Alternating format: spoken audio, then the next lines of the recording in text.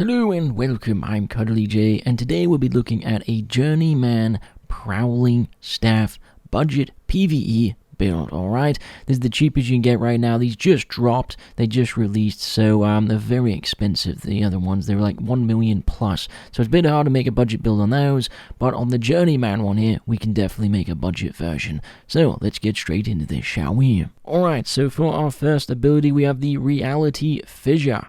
So for the first attack on this, it's called Reality Crack. Causes a brief crack in reality into the targeted direction. You deal 149 magical damage to all enemies hit, and if you hit at least one enemy, you will apply one shift charge onto yourself. We'll get into shift charges later on. Then we can shoot this off again and cause a Reality Fissure. Create a fissure in reality into the targeted direction of your choosing, and you deal 255 magical damage to all the enemies it hits, and then hitting at least one enemy will apply 2 shift charges onto you.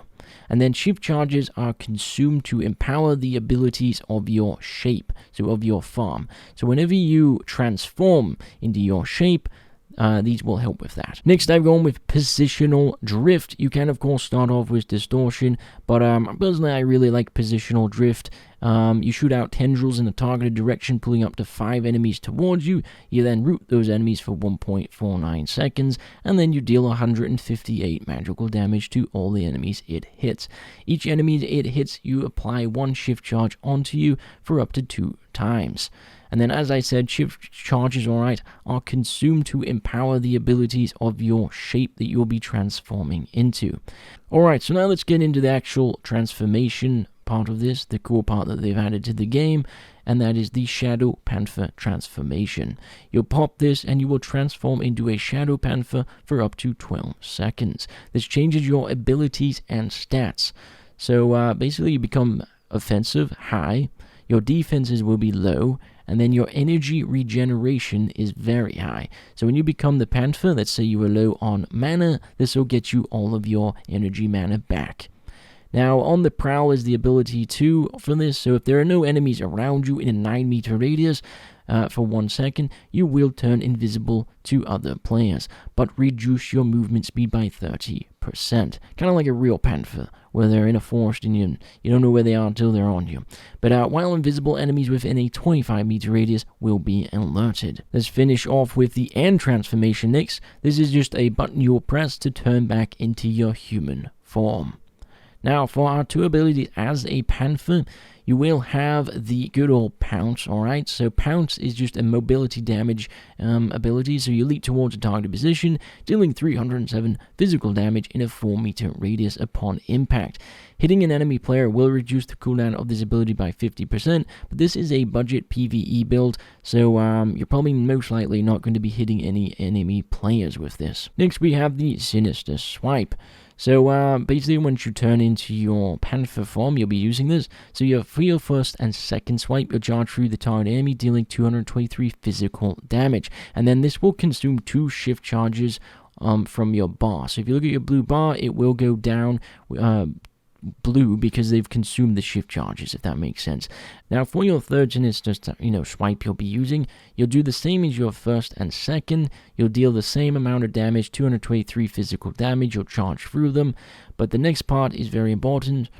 So I'll read the player and the mobs, but we're just going to be focusing on the mobs. But for the players, it's deal additionally 25% of the target's missing health as true damage versus players, 40% of the target's missing health as physical damage versus mobs. And then that sets your cooldown for transformation to 15 seconds. So yeah, basically, you'll do your 3 strikes, and then boom, a little claw mark will come up, and you'll deal an additional 40% of the target's missing health as physical damage. And then for your passive, once you are a Panther, it's called Infected Scrapes. Every auto attack inflicts a bleed on the targeted enemy, dealing 13 physical damage over 3.75 seconds. Starts at 0.75 seconds after you stop attacking the targeted enemy. It decreases healing received by 4%, and stacks up to 5 times. Now for our, normal equipment and so forth we'll have on our character, we're going with Mercenary Jacket for some lifesteal, so I get an extra bit of health here.